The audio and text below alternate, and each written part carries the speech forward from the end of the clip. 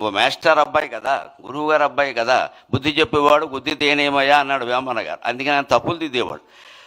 Teachers డేని తెలుగులో గురువుగారి దినం అంటుంటే ఆ మాట ఏమిట్రా అన్నట్టు ఆయన. ఎందుకంటే దినం అనే మాట తెలుగులో ఎక్కడ వాడతారో అందరికీ తెలుసు. అందుకని ఎన్టీ రామారావు కూడా శ్రీకృష్ణ విజయంలో గొప్ప డైలాగు పెట్టించాడు ఆయన కావాలని. ఆ దినమునకు మీరు రావాలను అంటే వెనగానే రామారావు గారు కృష్ణుడి వేషంలో ఉండి తద్దినమునకే రాగలము అంటాడు. అంటే నీకు తద్దినం పెడతానని అర్థం. అది అందులో విలన వేషం వేసిన రాక్షసుడికి తద్దినం పెడతాను, తద్దినమునకే రాగలనని రాయవాయ, రెండు అర్థాలు వస్తాయన్నాడు. భాషాభిమాని, భాషా పండితుడు కదా రామారావు గారు అంటే. అలాగే ఈయన కూడా అదే కాబట్టి గురువుగారి దినం అంటే ఏమిటది? గురు పూజా మహోత్సవం అని మొట్టమొదట మార్చిన వాడు మండల వెంకట కృష్ణారావు గారు.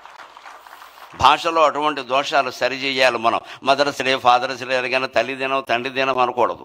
మనకి దినాలు పెట్టి అలవాట్లేదు. ప్రతిరోజు తల్లిని గౌరవిస్తాం, ప్రతిరోజు తండ్రిని గౌరవిస్తాం.